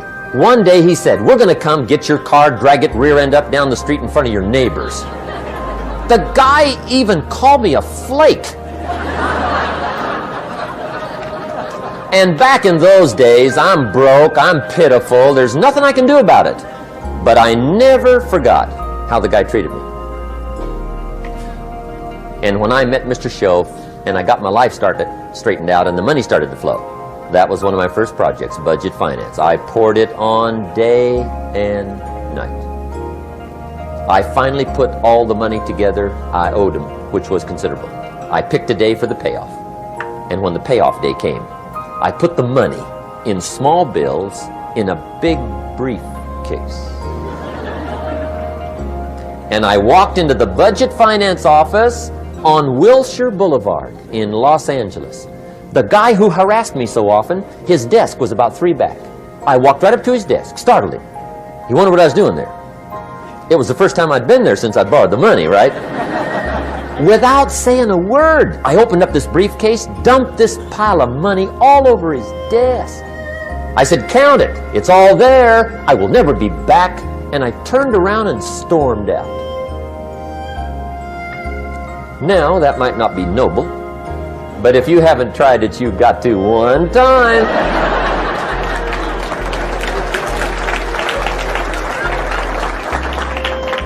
It can be the day that turns your life around. All you need is a reason that turns you on.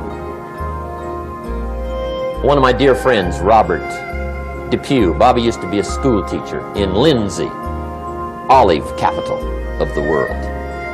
Bobby taught school several years, got a little weary teaching school. One day decided he wanted to get into sales. So without telling anybody, he just up and quit his job teaching school and jumped into sales. When he did, his brother made fun of him, laughed at him, put him down, said Robert's lost his mind. Had a good job teaching school. Now he thinks he's a salesman. He's going to go down the drain, lose everything. Just put him down something fierce. Bobby said, the way my brother acted when I got into sales, he said that made me so mad. I decided to get rich. And my question for you tonight is it possible to get that mad? Of course. Wealth is not a matter of intelligence. It's a matter of inspiration. Today, Robert happens to be one of my millionaire friends. Bobby's rich.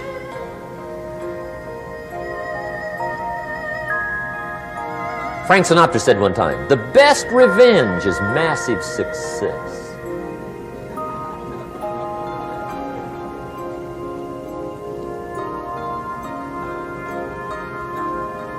Hey, get you a long enough list of reasons so that after tonight you never lack for inspiration.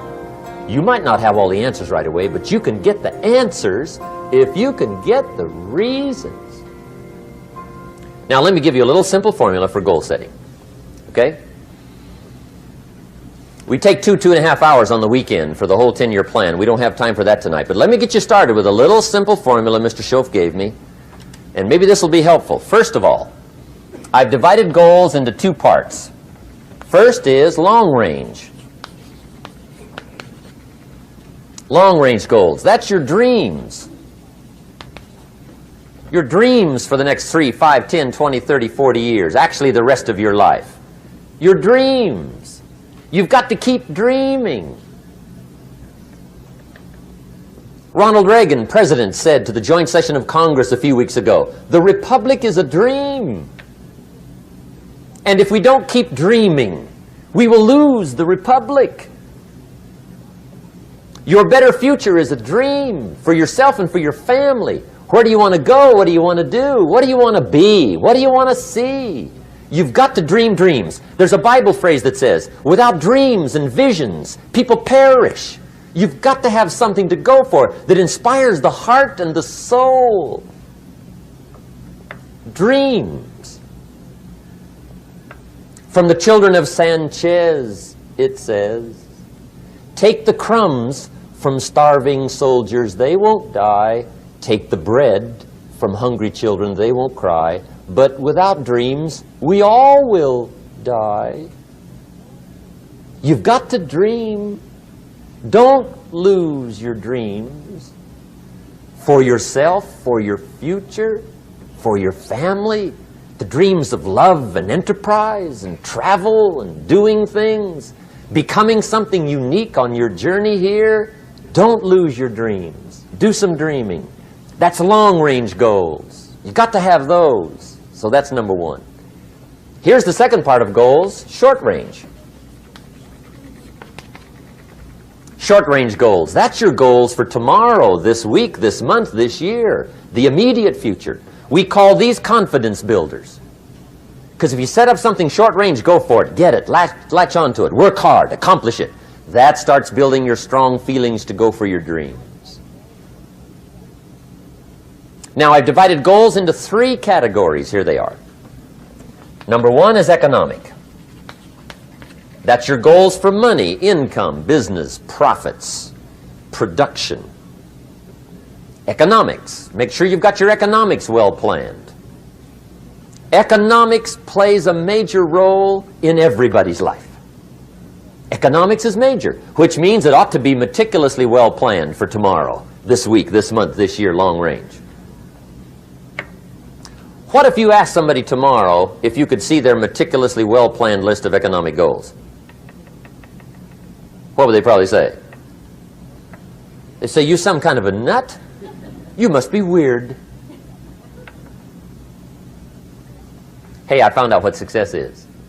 Success is doing what the failures won't do. Make sure you've got your economics well planned. It'll put you in the top 5%. One of the key little subjects we talk about on the weekend is the 7 fundamentals for wealth and happiness. And that's one of them, well-planned economics. It's a fundamental if you want to do well. Join the top 5%. Anybody in this room can join the top 5%, if you will. Okay. Now here's the second category of goals, things. Make a list of the things you want. And on my list of things, now I put everything. Little things as well as major things. Doesn't matter how small it is, it goes on my list. I used to just put major things, cars, homes. I don't do that anymore. I now load my list with everything. Everything. And the reason is, part of the fun of having a list is checking it off. That's it. Boy, at the end of the day, if you can go, got it, got it, got it, got it, got it, got it, whatever it is, right? You get into the habit. So load up your list, the things you want. Now, when you check off something major, celebrate. That's an important point to make. Celebrate your achievements. Live it up. Have a party when you reach something you've worked for a while. See, we all grow from two experiences. One is called the pain of losing. The other one is called the joy of winning. We need both of them. Amplify them as much as you can, which also means make losing painful. If you set up something, fooled around, didn't get it, put it on yourself. On the other side, if you did get it, congratulate yourself. Self-congratulations is a sign of maturity. Seeking congratulations is a sign of immaturity. But hey, winning and losing, see, that's what it's all about. That's the name of the game. Now, some people lead such mediocre lives, at the end of the day, they don't know whether they're winning or losing. They got no clue. Guy's just going through the day with his fingers crossed. There's a better way. Okay, here's the third category of goals, personal development. Put those goals together. Personal development goals. That's your goals to be stronger, more decisive, be a speaker, be a leader, learn a language, all kinds of skills. Okay? The whole weekend seminar was designed to improve all your skills so that you walk away more skillful. And that's what you want, the personal development skills. That's what attracts, that's what brings good things to your life, the person you become more skillful. Now, this is quite a package to work on. Economics, things, personal development. For tomorrow, this week, this month, this year, long range. Okay? That'll get you started. Now, here's the simple formula for setting goals. It goes like this. A, work on your goals. That's step one. Work on them. And I put the word work there deliberately. Setting goals is plain hard work. I don't want to kid you. We haven't come here tonight to kid each other. It's work. I know it's work. That's why a lot of people just let it slide. It's work. Many people work hard on their job, but they don't work hard on their future. They just let that slide. And the work involved is making plans. I know most people don't. I understand that, but don't let that be you. Guy says, well, yeah, you work where I work, but the time you struggle home, it's late.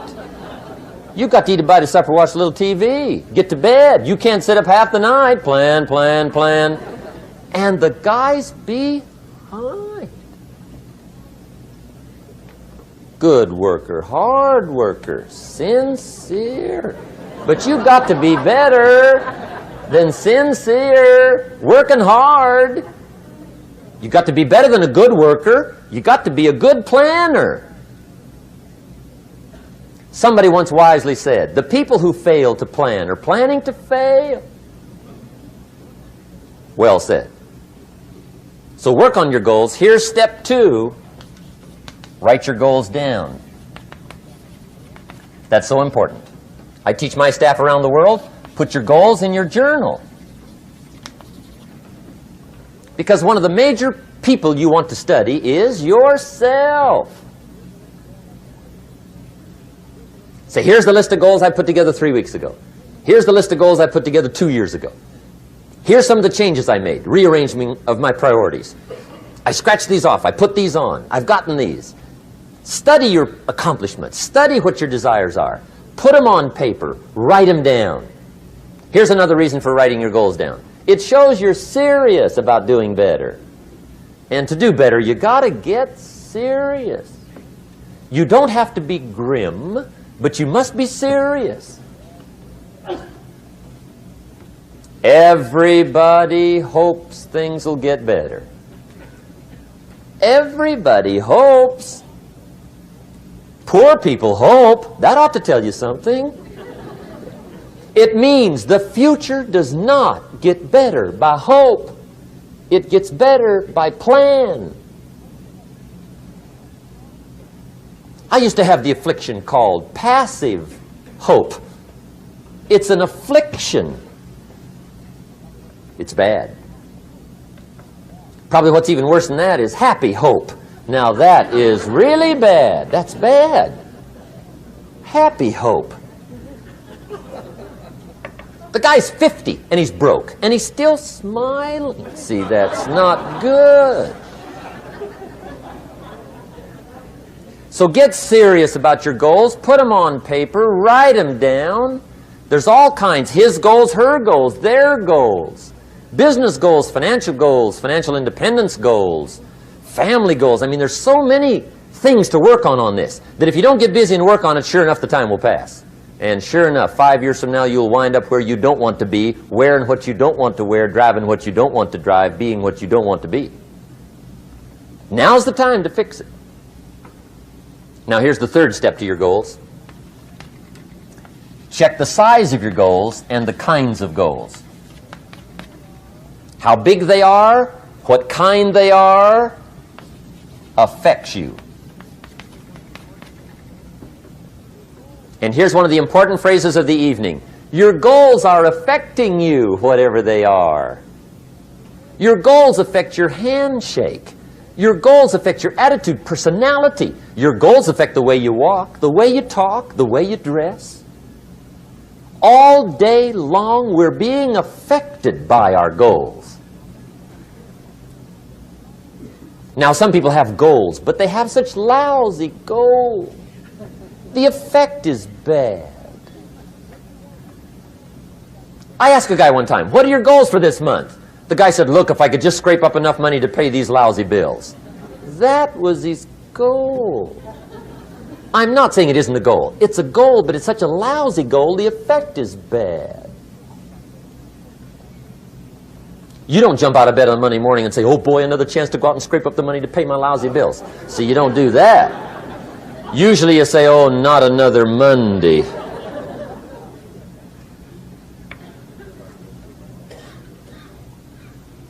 And some people have so given up on life, they have joined the thank God it's Friday club. How sad. Surely those are the same people, when life is over for them, will say, thank God it's over. Let me give you a Bible philosophy that teaches how to get whatever you want. That's the title of the next set of notes. How to get whatever you want. From the Bible. Now again, I'm an amateur when it comes to the Bible. I'm not a pro. But this I can quote, and I think that'll be sufficient.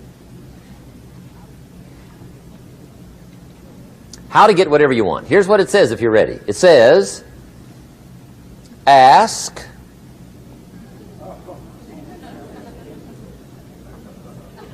that's it. End of notes. Ask. If there's one art in life to learn extremely well, that's got to be one of them. The art of asking. What does ask mean? Ask means, what do you want? And the formula is staggering. It says ask and what? A guy ought to look into that.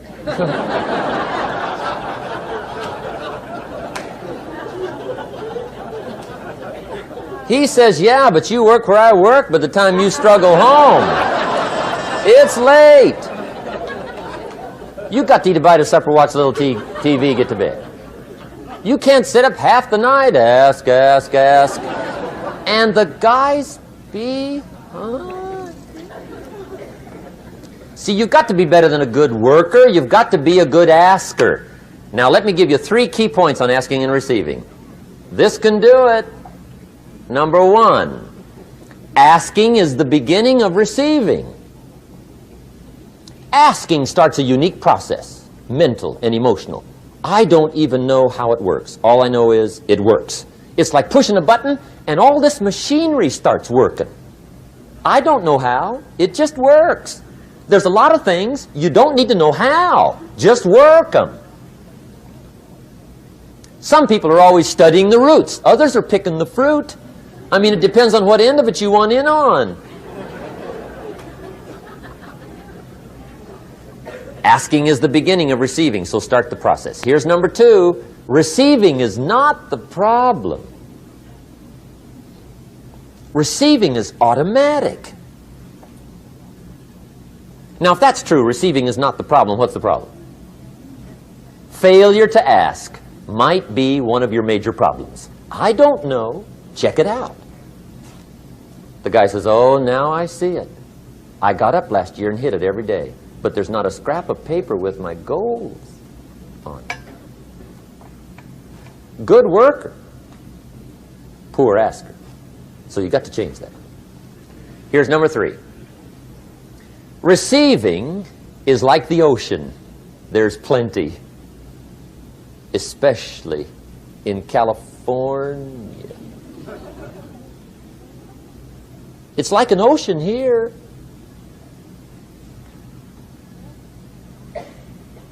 Success is not in short supply. It isn't rationed, and you stepped up to the window and it was all gone. No, no, no. It's like an ocean here. Now, if that's true, what's the problem? Well, some people go to the ocean with a teaspoon. Have you got the picture? See, what you want to do in view of the size of the ocean is trade your teaspoon for at least a bucket. And you'll look better down at the ocean. Kids won't make fun of you, right? Okay. Now, there's 2 ways to ask, and we'll wrap up goal setting. 2 ways. Here's number 1. Ask with intelligence. It didn't say ask intelligently, but I'm sure it meant that. Don't mumble. You don't get anything by mumbling. Be clear. Be specific. Intelligent asking means how wide, how high, how soon, when, what size, what color, how much. Define what you want and describe what you want. That's powerful. In the weekend seminar we teach, goals become like a magnet. They pull you that direction. And the better you describe them, the more they pull. So ask intelligently. Here's number 2. Ask with faith. That's the childish part of the equation. Believe you can get what you want like a child. Not an adult. Adults are too skeptical. So the formula really reads, make plans like an adult and believe in them like a child. And the most incredible things will happen. Just try it for 90 days. Just try it. You can always go back to the old ways. Just try it. Just 90 days, 90 days. Now, here's the last qualifying phrase on goal setting, as we promised to qualify everything. And it simply goes like this. Remember, you won't get everything you want. And we've already studied the reason for that. Simply, sometimes it hails on your crop and rains on your parade. It's that kind of planet. So you won't get everything you want, but if you will work this goal-setting formula, you can get plenty for wealth and happiness. Okay, that's goal setting. We use it around the world. We recommend it. Now, maybe it won't work as well for you as it has for me. I don't know. Maybe not. But what if it did? You got to try. Okay. Here's the last subject, the day that turns your life around. Let me just quickly give you a list of 4 emotions that can change your life in one day. Emotions are powerful. Sometimes it doesn't take much to alter your whole life direction.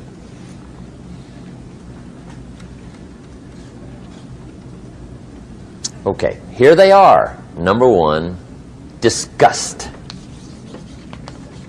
Powerful emotion. Disgust says, I have had it.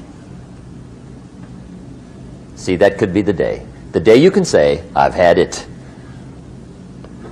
And whether you've had it with something small or something major, the day you can say, I've had it, may not be the day it ends, but the day it begins. That's what I said when that little Girl Scout left my door when I'm 25. I give her the big lie, she leaves, I say, I don't want to live like this anymore. I've had it with lying and being broke. Powerful day. The man's finally had it with mediocrity. He's had it with being a loser. He's finally had it with those awful sick feelings inside, knowing his wife is at the grocery store looking at 2 cans of beans, one marked 37 cents, one marked 39 cents. And the guy sick inside knows his wife's going to buy the 37-cent can, and she doesn't even like the brand. Do you know why she's going to buy the 37-cent can? To save 2 cents. The guy sick inside finally says, I've had it. Being on my knees in the dust looking for pennies? We're not living like this anymore.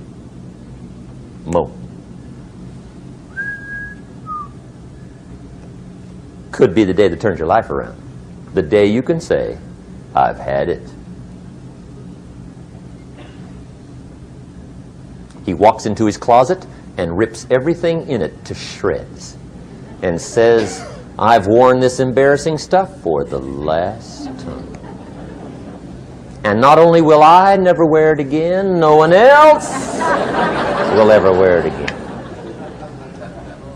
Commit an act that says, I've had it. Powerful. Here's the next one. Decision. And decision making is powerful. And it's emotional. That's those knots in the pit of your stomach, right? Waking up in the middle of the night in a cold sweat, trying to decide. We sometimes call it inner civil war. What shall I do? Well, for progress, you must decide. The best advice I can give you came from a wealthy friend of mine who said, if it's easy, do it easy. If it's hard, do it hard. Just get it done.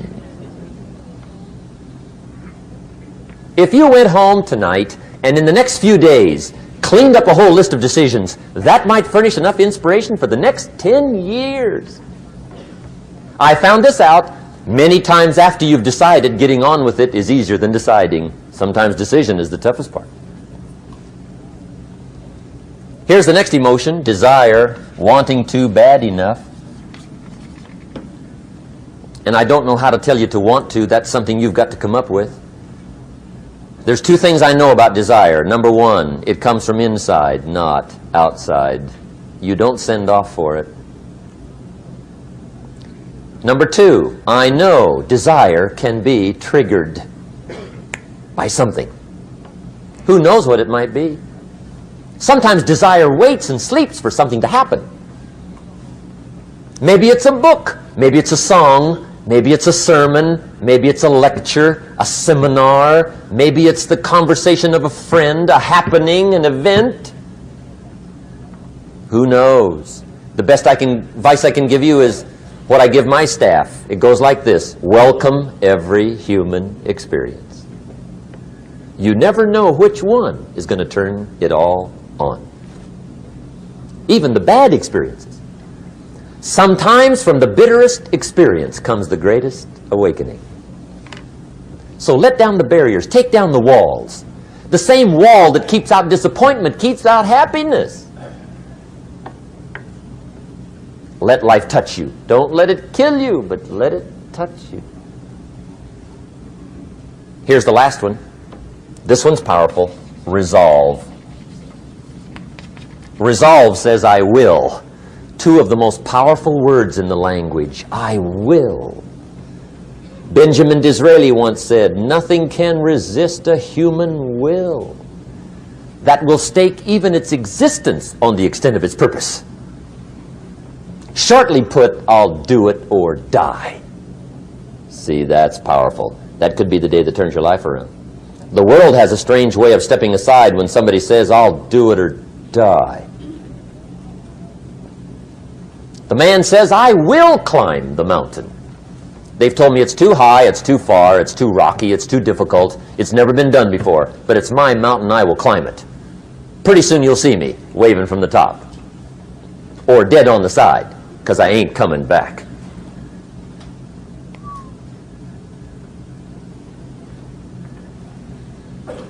The best definition I ever got from the word resolve came from a little junior high girl in Foster City, California, up north. I'm talking to the junior high kids one day. I love to ask kids definitions. They come up with beauties. I got to the word resolve and I asked, who can tell me what resolve means? And I got several hands, and they were all pretty good, but the last one was the best. Little girl, about 3 rows back, held up her hand. She said, Mr. Rohn, I think I know what resolve means. I said, darling, what do you think it means? She said, I think it means promising yourself you will never give up. I said, that's it. Webster, stand aside. That is the definition. Promise yourself you will never give up. I asked the kids, how long should a baby try to learn how to walk? How long? How long would you give your average baby before you shut him off? How long? See, any mother in the world would say, you're crazy. My baby's going to keep trying until it learns how to walk. What a magic formula. Now let me show you what triggers all emotions into activity that brings results. And results is the name of the game. Here it is. Action. Finally, you must do something about how you feel. Jesus, the master teacher, said, don't just be listeners, be doers. The world admires the doers. Whatever it takes to get you to try harder, read more, set your goals, and go for it. Here's the next attitude disease. Overcaution. Some people never will have much. They're too cautious.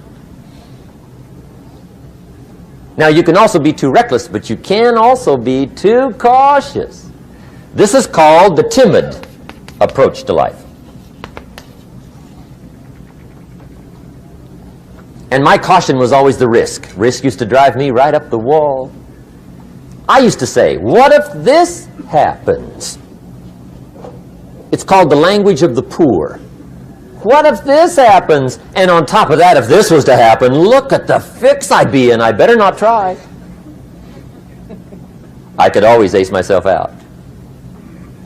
Then I'll tell you what changed my whole life when I finally discovered it's all risky. The minute you were born, it got risky. If you think trying is risky, wait till they hand you the bill for not trying. If you think investing is risky, wait till you get the tab for not investing. See, it's all risky. Getting married is risky. Having children is risky. Going into business is risky. Investing your money is risky. It's all risky. I'll tell you how risky life is. You're not going to get out alive. That's risky. The Englishman says, well, if that's the way it's going to work out, let's give it a go. Right, that's what it's for. Give it a go. Somebody says, yeah, but I'm looking for safety and security. Fine, then huddle in a corner. We'll cover you with a sheet, bring you 3 meals a day.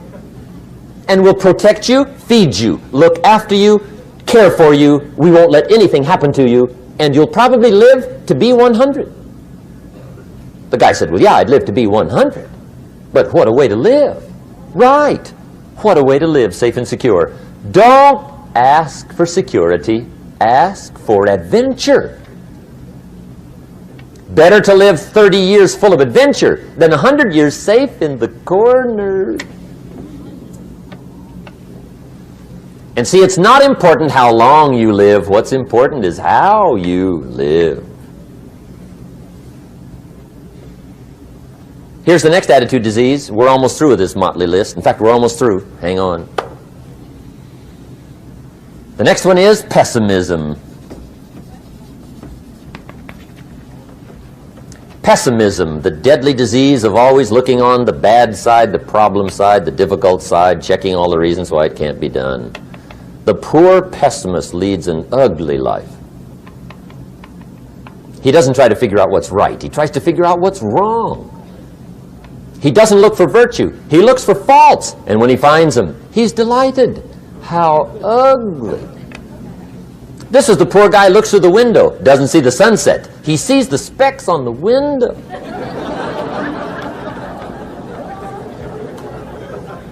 And this is the poor guy, right, who rushes up, takes such leave of his senses. This guy rushes up and he says, I've got 5 good reasons why it won't work.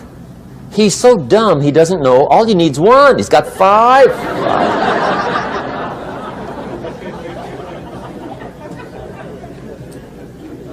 To the pessimist, the glass is always half empty. To the optimist, the glass is half full.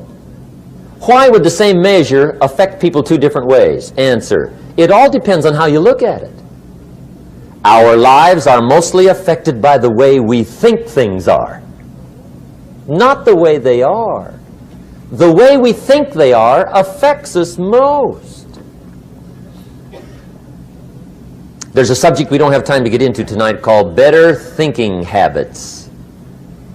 One of the major things Shove taught me when I met him, he said, poor thinking habits keeps most people poor.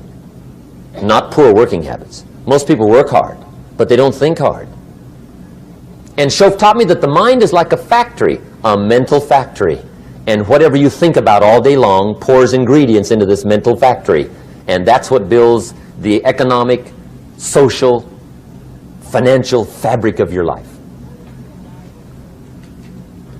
He quoted me a Bible phrase that says, as you think, so you become. How awesome.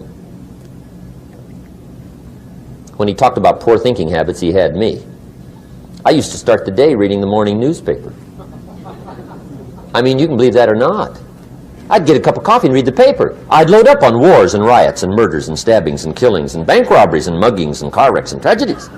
I'd even read the back pages. I seem to like that stuff for some weird reason. I'd load up on all that, and then I'd start the day. You can imagine the kind of days I used to have. You walk around on your financial knees.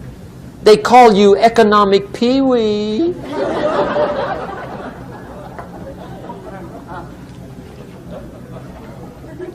The guy says, I want to be a great leader. Wonderful. The first thing we do is follow him to his house. When we get there, we walk in and check his library, number 1. Somebody says, well, why check his library? The reason is because what a man reads pours massive ingredients into his mental factory, and the fabric of his life is built from those ingredients. You would not believe what some people have got in their house to read. You would not believe. One of the best dressed up words I know for a lot of it is trash. Can you imagine dumping a barrel of trash into this mental factory every day and coming out with a rich, dynamic, positive life? It can't be done. You might as well try making a cake with cement. The kids back in Danbury, Connecticut, high school, they're asking me questions one day. I'm talking to the kids. Kids got good questions these days. One of them said to me, Mr. Rohn, how do you build the good life? I said, it's simple. It's not easy, but it's simple. Here's how you build anything. Select the right ingredients, keep out the wrong ingredients, and it starts with thought. Everything starts with thought. So you must be wise and careful what you think about, because that starts everything. You got to be wise and careful. I asked the kids, what would happen if somebody dropped sugar in my coffee? They said, well, you'd be okay. I said, what if somebody dropped strychnine in my coffee? They said, well, you'd be dead. I said, correct. Lesson 1. Life is both sugar and strychnine. You gotta be careful. I said, what if my worst enemy drops in the sugar? They said, will you be okay? I said, what if my best friend, even by accident, drops in the strychnine? They said, well, you'd be dead. I said, correct. Lesson 2, watch your coffee.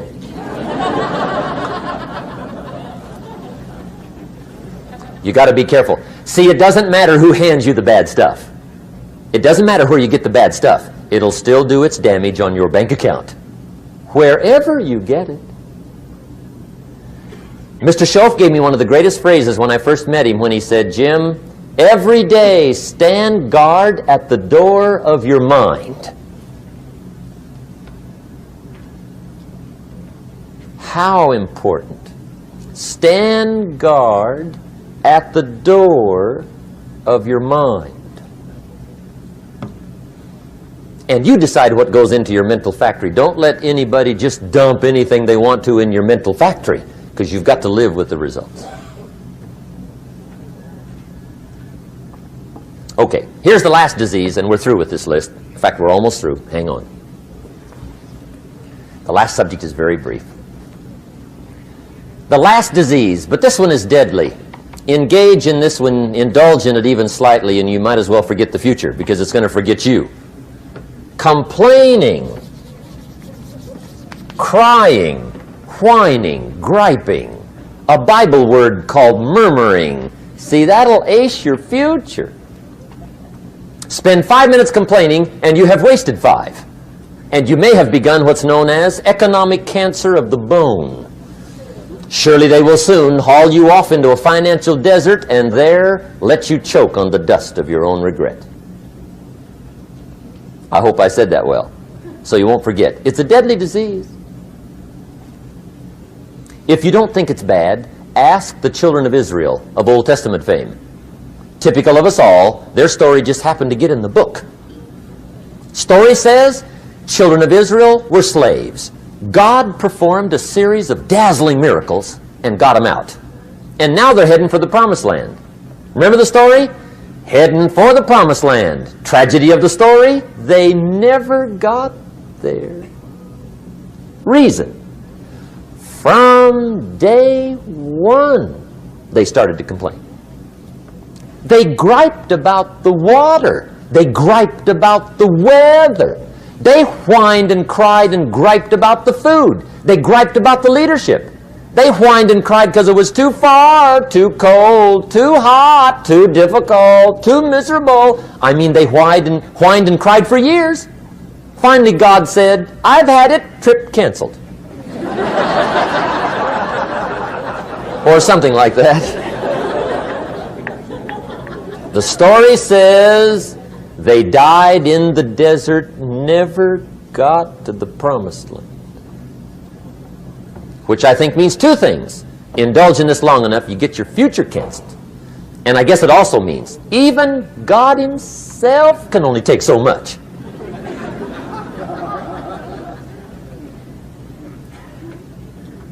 Okay. Just be on the lookout of the things that can destroy all the good you start. The war is on. And this evening, tomorrow, mentally, personally, socially, economically, you got to make sure you're winning the war. And this is part of it.